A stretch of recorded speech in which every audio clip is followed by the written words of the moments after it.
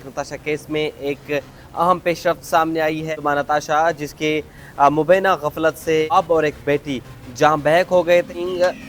नताशा जो है वो नशे की हालत में थी। जानब से एक और मुकदमा जो है वो नताशा के खिलाफ दायर किया गया है। क्या इस मुकदमे में नताशा की सज़ा में। अस्सलाम वालेकुम नाज़रीन, मैं हूं आपका मेज़बान मुमताज़ जमाली और मेरे साथ आज गेस्ट बैठे हैं सीनियर कोर्ट रिपोर्टर मोहम्मद अमीन अनवर।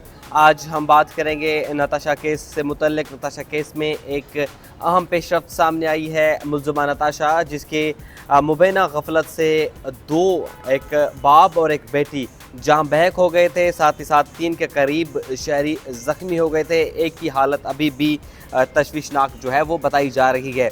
लेकिन उसके बाद जैसे नताशा की मेडिकल रिपोर्ट सामने आई हैं जिसमें इंकशाफ सामने आया है कि दौरान ड्राइविंग नताशा जो है वो नशे की हालत में थी। एक अहम पेशरफ्त वो ये है कि पुलिस की जानब से एक और मुकदमा जो है वो नताशा के खिलाफ दायर किया गया है। मुकदमा क्या है, मुकदमे में कौन से दफात लगाए गए हैं और क्या इस मुकदमे में नताशा की सज़ा में इजाफ़ा हो सकता है या उनकी मुश्किलात में इजाफ़ा हो सकता है, क्या ये मुकदमा कंप्रोमाइज़ हो सकता है या नहीं हो सकता। आज इस पर तफसीलात हम आपको देंगे। मेरे साथ मोहम्मद अमीन अनवर मौजूद हैं।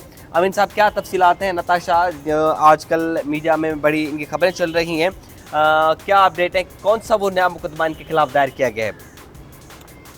जी बिल्कुल मुमताज़ जमाली साहब, इस केस में एक नई FIR जो गुज़िश्ता रोज़ पुलिस की जानिब से दर्ज की गई है। तफ्तीशी अफसर रेहान अहमद की मुद्दत में मुकदमा नंबर है 242/2024 थाना बहादराबाद है और इसमें जो सेक्शन 11 है इम्तनाई मंशियात एक्ट के तहत जो मुकदमा दर्ज किया गया है उसके सेक्शन 11 के तहत ये मुकदमा दर्ज किया गया है। और इसमें ये बताया गया है कि मेडिकल रिपोर्ट आने के बाद पता चला कि मुल्ज़िमा ने जो है वो ममनुआ इम्तनाई मंशियात का जो इस्तेमाल है वो किया हुआ था, जिसके तहत ये नया मुकदमा जो है वो दर्ज किया गया है।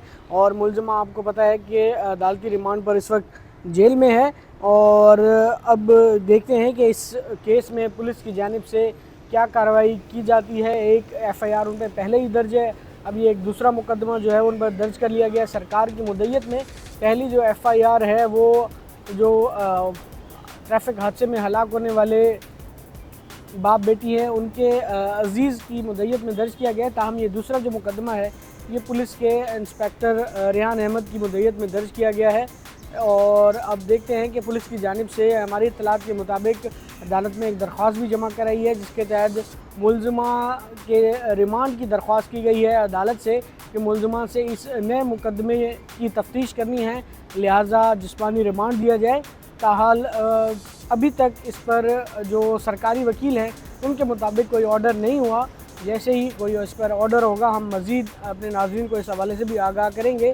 ताहम अभी तक ये दूसरा जो मुकदमा है इसकी तफसीलात सामने आई हैं और मेडिकल रिपोर्ट के बाद ही ये नया मुकदमा दर्ज किया गया है और पुलिस की जानिब से अब रिमांड की भी दरख्वास्त अदालत में जमा करा दी गई है। अच्छा अमीन, ये भी बताएं कि इसमें उस मंशात का जिक्र नहीं किया गया कि वो किस मंशात के नशे में थी, जिस तरह मुख्तलिफ अक़साम के मंशात का इस्तेमाल किया जाता है, या सिंपल सिर्फ जो ममनुआ मंशात का जिक्र किया गया है?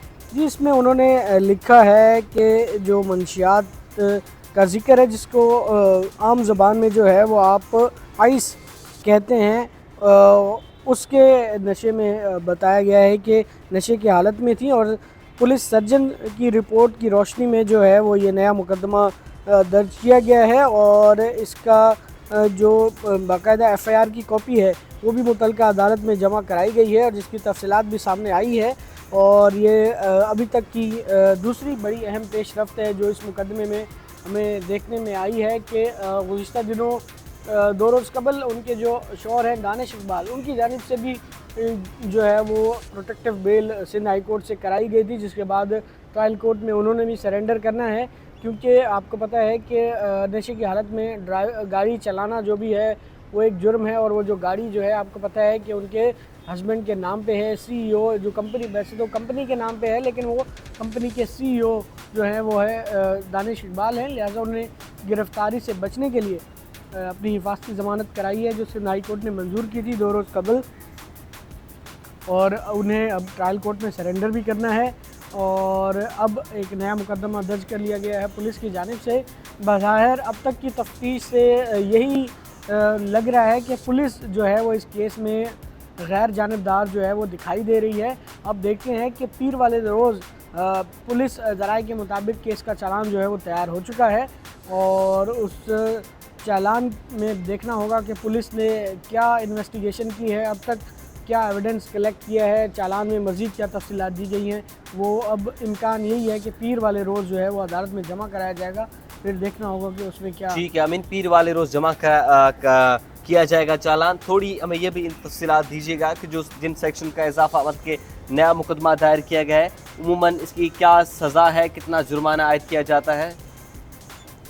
جی دیکھیں، امتناع منشیات کی جو سیکشن 11 ہے، اس کے تحت جو ہے وہ زیادہ سے زیادہ 3 سال کی سزا ہے جو اس کا قانون ہے، اور اب دیکھتے ہیں کہ اس کی کتنی مقدار تھی، کیا تھا، اور تمام جب چیزیں اس کے کیس کا بھی جب چالان آئے گا اس میں تمام چیزیں واضح ہوگی کہ کتنی مقدار تھی، کیا اس کے علاوہ مزید کیا تفصیلات ہیں، وہ تو انویسٹیگیشن کے بعد ہی معلوم ہوں گی۔ لیکن ابھی تک جو تفصیلات سامنے آئی ہیں اس میں یہی ہے کہ انہوں نے آئس کا جو استعمال ہے وہ ان کی میڈیکل رپورٹ کے بعد جو ہے وہ سامنے آیا ہے، جس کی بنیاد پر یہ نیا مقدمہ درج کیا گیا ہے، اور پولیس اس کی تفتیش کے لیے ملزمہ کے جسمانی ریمانڈ کے لیے بھی عدالت سے رجوع کیا ہے۔